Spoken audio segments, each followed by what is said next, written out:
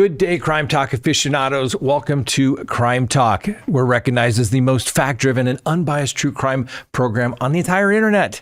So here we examine active investigations, courtroom developments, and historical legal precedent with rigorous attention to verified sources, official records, and primary sources free from speculation, sensationalism, or editorial bias.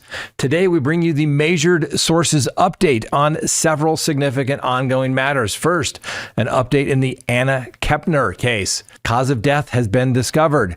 The continued search for 9-year-old Melodee Buzzard, missing for 42 days after her mother reportedly placed her in the hands of an unidentified couple. The disappearance of Virginia high school football coach Travis Turner amid active warrants for child pornography, possession, and solicitation of a minor. Federal prosecutors' vigorous opposition to the defense efforts to remove the death penalty in the Luigi Mangione case. A recorded jailhouse confession in a strangulation and sex assault case of Kylie Toberman. Newly released body cam footage documenting a fatal road rage shooting that claimed the life of an 11-year-old. Federal charges against 2 North Texas men accused of conspiring to invade a Haitian island? Yeah, you heard that correct. And the arrest of a Pennsylvania parent for allegedly medical neglect of their diabetic 13-year-old son. We will also place today's developments in a broader legal context, highlighting notable milestones in American legal history. We've got a quote of the day and, of course, our dumb criminal. Let's talk about it. All right, lawyer.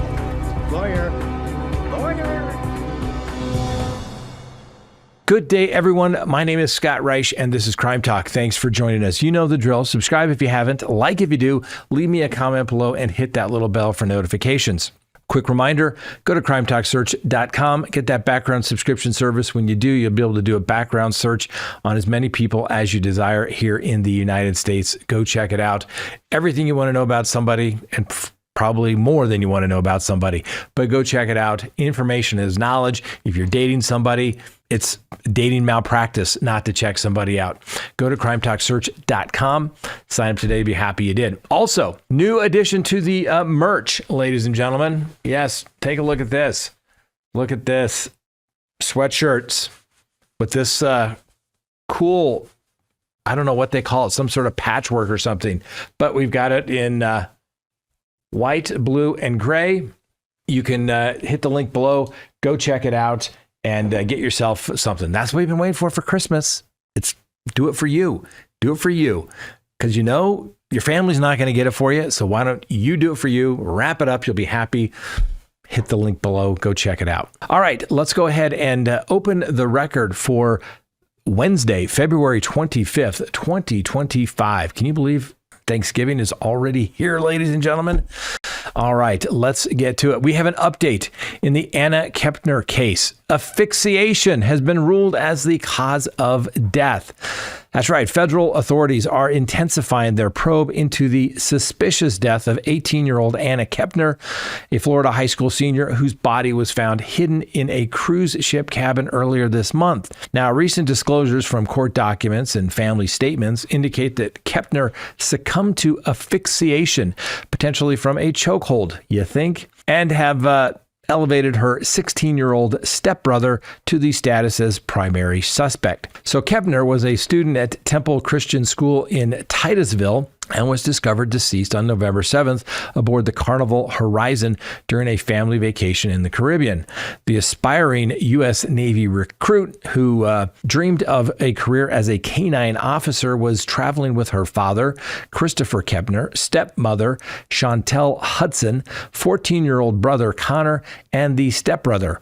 Her time of death was recorded at 11:17 a.m., with her remains located under a bed in the shared cabin, concealed in a blanket and surrounded by life vests. Now, initial examinations revealed no evidence of sexual assault, and toxicology tests showed no presence of drugs or alcohol. Investigators that officials suspect the stepbrother's involvement. Police have identified him as the primary suspect. Barbara Kepner shared, expressing profound grief over the loss of her granddaughter during what was intended to be a joyful outing. The couple emphasized their blended family unity, insisting there were no prior tensions among the children and urged caution against premature conclusions. Now, this revelation stems from the emergency motion filed by Hudson on November 17th in an unrelated divorce and custody proceeding. The documents reference FBI communications warning that criminal proceedings could target one of the involved minors, widely interpreted as the stepbrother, who is reportedly receiving psychiatric treatment with an upcoming appointment. Hudson's legal team cited potential risks to her testimony and requested a delay in the custody hearing pending the federal inquiry's resolution. Now, during the proceedings, concerns were raised about adolescent alcohol consumption on the voyage, though these were contested.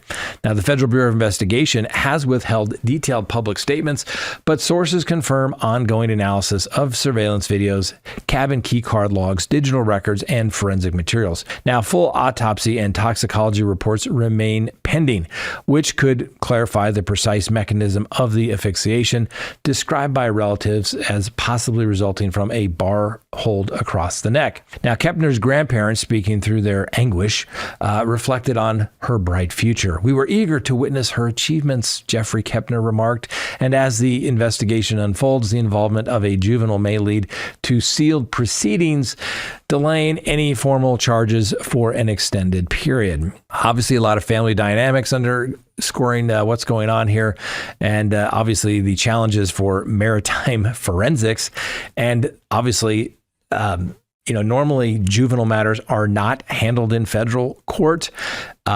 Very few cases. I was doing some research on this. Only about 300 juvenile cases are ever filed per year, whereas literally tens of thousands are filed in the state system. But since this was allegedly took place at sea, and if the prime suspect is a juvenile, the feds will have to take it over. Not used very much, for sure. And what it amounts to is these proceedings will be sealed. We'll have very, very little information, given that it's going to be related to a minor. Sad situation indeed. Just keep your hands to yourself, people. I just don't get it. Why are people always playing grab ass or, whatever? Like, keep your hands to yourself. What are you, like 6? Gosh. Next, developments in the missing child, Melodee Buzzard. That's right. Authorities continue to investigate the disappearance of 9-year-old Melodee Buzzard, last seen approximately 42 days ago near the Colorado-Utah border. Melodee's mother, Ashley Buzzard, informed a longtime acquaintance, Tyler Brewer, that she had placed the child with an unidentified couple encountered at a Utah zoo. According to Brewer, Ashley described the couple as having a daughter of a comparable age, which facilitated playtime between the girls. Ashley reportedly cited an impending outpatient surgical procedure as the rationale, necessitating Melodee's absence for 1 to 2 months to allow recovery time. While Brewer, who visited Ashley's residence following the disappearance, noted that no specific details were provided regarding the couple's identity, their contact information, or precise location. Ashley's history includes a prior removal of another daughter by authorities, with Melodee having experienced similar custody separation previously. The investigation remains active, with law enforcement urging tips from the public to advance the inquiry. Next on the docket, a missing Virginia coach subject to some child exploitation inquiries.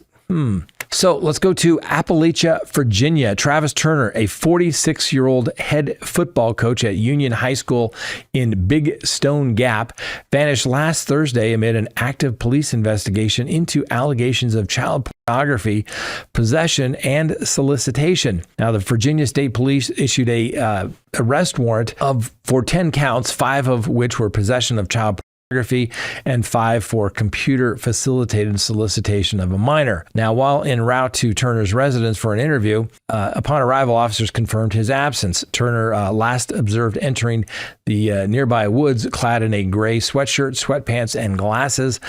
And he had led his team to an undefeated 11-0 season during the ongoing playoff season. Now, search operations encompass some rescue teams, drones, and canine units. His spouse, Leslie Caudell Turner, publicly sought assistance via social media before removing the post. The Wise County Public Schools placed an unnamed employee on administrative leave barring campus access and student interaction pending external review. Now, Turner's tenure since 2011 includes 2 Southwest Virginia Coach of the Year honors. He himself quarterbacked the state championship squads from 94 to 1997, and the school district affirms cooperation with police, but is withholding additional information. What do I say, ladies and gentlemen? You never know where it's coming from. Be careful who watches your kids, even if they're playing football. What do I always say? I'm not saying anything. It's an investigation, but charges have been filed. Probable cause. He's entitled to the presumption of innocence. But I don't think this is going to turn out well. I think they're going to find his remains. We'll see what happens. Next, the federal prosecutors opposed the challenge to the death penalty in the United Healthcare CEO case involving Luigi Mangione. So, in a 121-page filing, the U.S. Department of Justice prosecutors rebuffed efforts by Luigi Mangione to contest the pursuit of capital punishment in the fatal shooting of the United Healthcare CEO Brian Thompson. Mangione faces federal indictments encompassing 2 counts of stalking, 1 count of murder via firearm discharge, and 1 firearm violation stemming from the December incident outside Thompson's Manhattan investor conference. Now, Mangione entered a plea of not guilty to these concurrent New York and Pennsylvania state charges. The opposition addresses Mangione's assertions of prejudicial pretrial publicity, including statements from Attorney General Pam Bondi, DOJ personnel, President Trump, and the White House-linked social media account. Prosecutors maintain that such disclosure does not impair trial impartiality, invoking precedent that presumes prosecution's integrity absent demonstrable bias. They confirmed directives to excise the post, emphasizing the non-involvement of commenting officials in the prosecution. Bondi's public endorsement of capital eligibility was deemed extraneous to evidentiary prejudice. Additional motions to suppress the backpack contents yielded a journal entry referencing a CEO targeted assault hours before the killing were rejected, with police justifying the warrantless examination for safety concerns during transport. Next on the docket, confessions emerge in the slaying of the Illinois teen Kylie Toberman. That's right, a recorded telephone confession has advanced the prosecution in the death of 14-year-old Kylie Toberman, which was discovered November 14th in an RV adjacent to her residence. Now, the Fayette County autopsy confirmed strangulation via jumper cables following sexual assault, with the body concealed in a tote.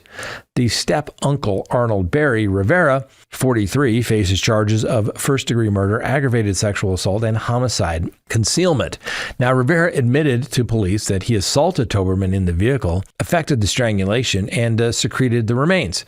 He reported her missing at 6:30 a.m. on November 14th, despite the prior night's events. Around 9 p.m., the body was found about 2:20 p.m. after forced entry into the RV. Now, Rivera was detained by 4 p.m. and processed by 8 p.m.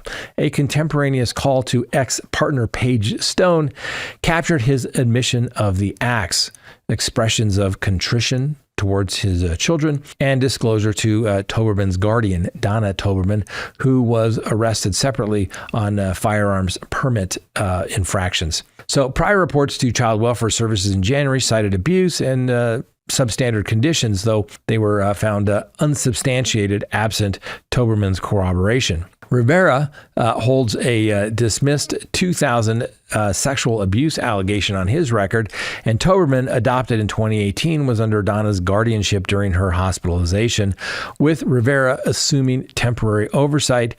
He is due in court November 25th, which is obviously today, and the probe continues by the Illinois State Police. Couple things, ladies and gentlemen. I'm telling you, everybody does this. I don't know why. They get arrested, and the first thing they do is they go and confess on the telephone. The police are listening. I'm telling you, I don't understand why people are so stupid.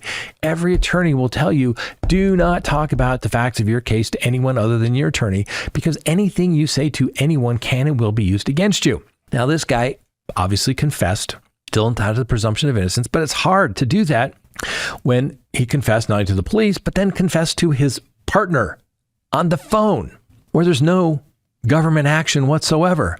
So that comes in as an admission by a party opponent. under the rules of evidence. He's screwed, just the way it is. But hey, he shouldn't go around allegedly sexually assaulting and killing young girls. Wouldn't you agree? Next on the docket, how about some body cam footage reveals the fatal Las Vegas road rage incident. So police released the body cam recording documenting the November 14th road rage confrontation, culminating in the death of 11-year-old Brandon Dominguez Chavarria. The youth sustained a fatal gunshot wound to the back seat of an SUV operated by his stepfather, Valentin Ayala, en route to school at approximately 7:30 a.m. The suspect, Tyler Matthew Johns, who's only 22, allegedly discharged the handgun into the vehicle after a freeway passing dispute escalated to verbal exchanges through an open window. Ayala collided with Johns' sedan, halting traffic and prompting further altercation. An observing officer intervened, capturing Ayala's report of the fatality. Johns voluntarily surrendered, confessing, "I shot him. I didn't know it was a kid in the back," and reiterated fault upon learning of the child's presence. He contacted his employer prior to custody, and the firearm was secured at the scene. Johns now faces murder, vehicular firearm discharge, and prohibited discharge of a firearm. He's being held without bail pending a December 4th hearing. The Clark County police classified the acts as premeditated. Ayala evaded charges following review. Dominguez Chavarria received an on-site treatment to transport to University Medical Center, where he succumbed to his injuries. The footage was shared via social media, obviously garnered extensive public attention. Now, ladies and gentlemen, how many times have we told you here on this show, road rage incidents, let it go, all right?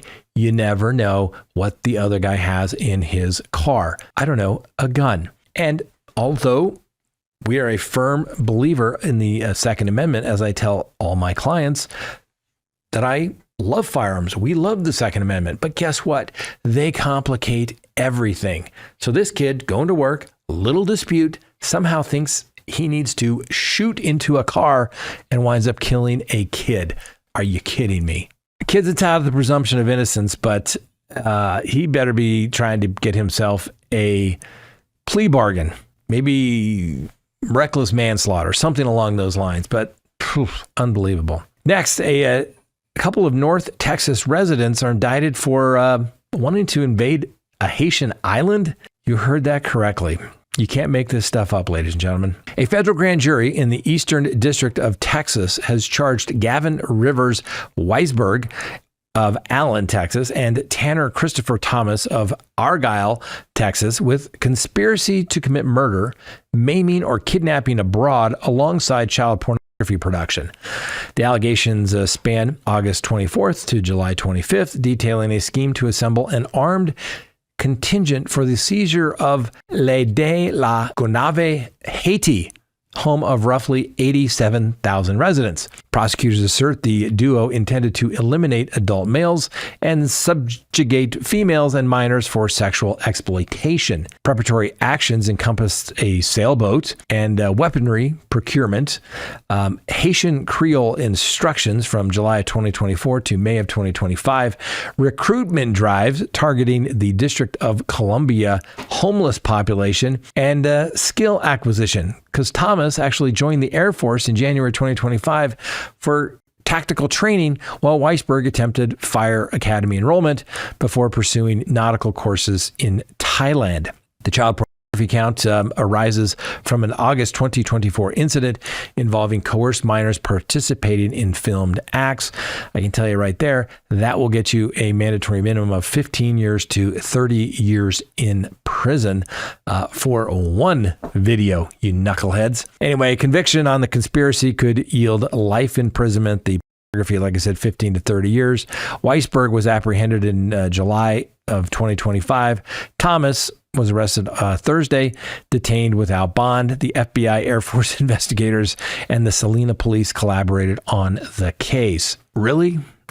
You think you're going to go invade a foreign country, even an island off the coast of Haiti, or off, associated with Haiti somehow, and you're going to get your recruitment from the homeless people in Washington? These people are engaging in felony, stupid conduct. I mean, it's so ridiculous. I guess the defense is going to be they were just talking stupid and they joined the military or they took sailing lessons because they wanted to. And you can talk all you want, but it had nothing. You're going to invade a portion of Haiti with a sailboat? We're not talking a Marine Corps amphibious landing here, ladies and gentlemen. I mean, I almost find it hard to believe. I mean, you got to take it seriously, I guess. There's going to be more information that comes out. But what a bunch of idiots. How's that for unbiased, right? I think most people would agree they're idiots. Anyway, we'll give them the presumption of innocence. Next on the docket, Pennsylvania parents charged with neglect of their diabetic son. So Anthony Diffendahl and Megan Diffendahl face single counts of child endangerment after their 13-year-old son's repeated diabetic ketoacidosis episodes attributed to insulin mismanagement.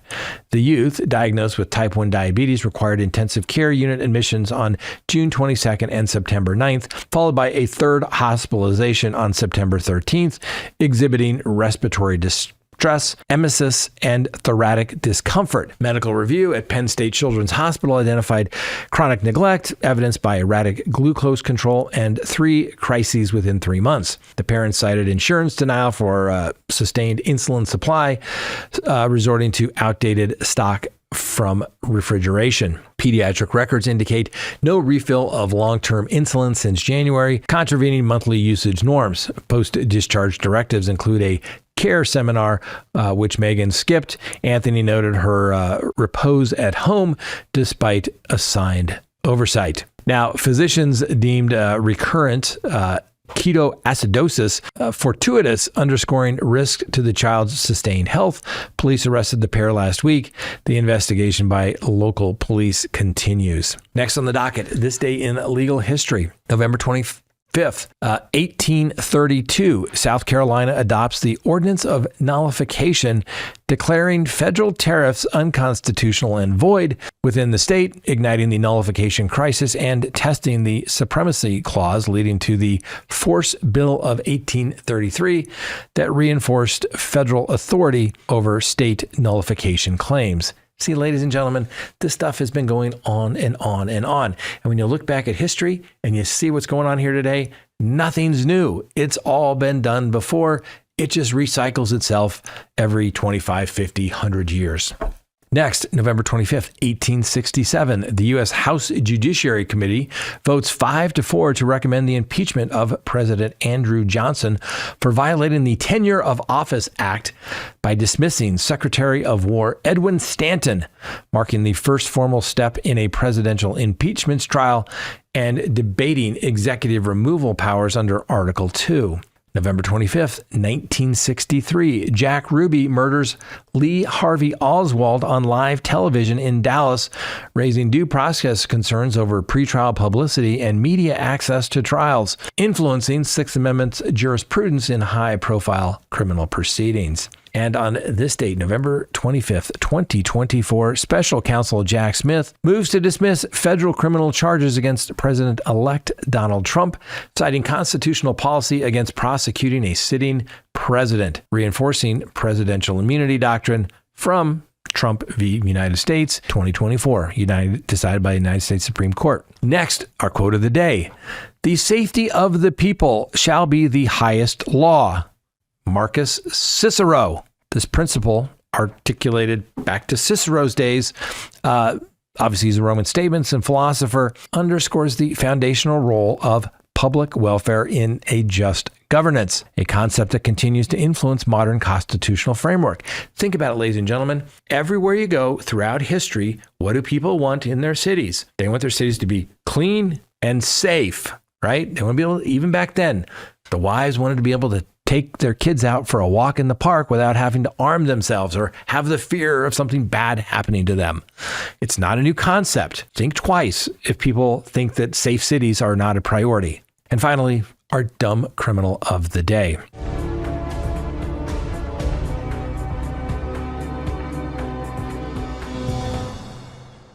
Despairing the relentless monotony that is modern life, fear not.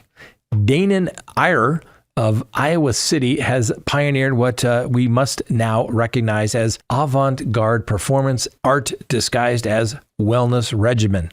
According to police, Mr. Ari twice positioned himself beside his faithful 2012 Chevrolet Impala along busy interstate, artfully lowering both trousers and undergarments to his ankle level while elevating his shirt in a gesture best described as a nonverbal jazz hands directed at the pelvic region. Remember the big jazz hands finish, right? The goal?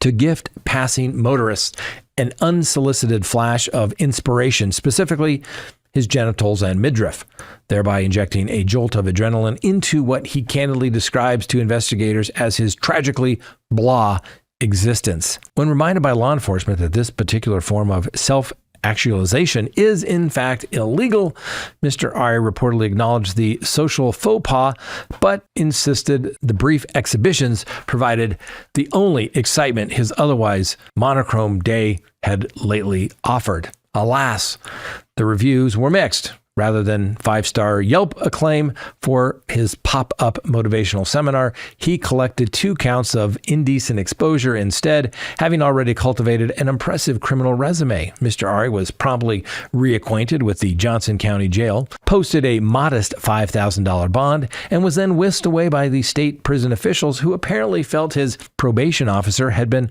neglected for far too long. Moral of the story? If you're seeking to spice up a dull routine, may we suggest skydiving, hot air ballooning, or the wild notion, literally anything that doesn't involve turning rush hour traffic into an unwilling audience for your one-man anatomy show.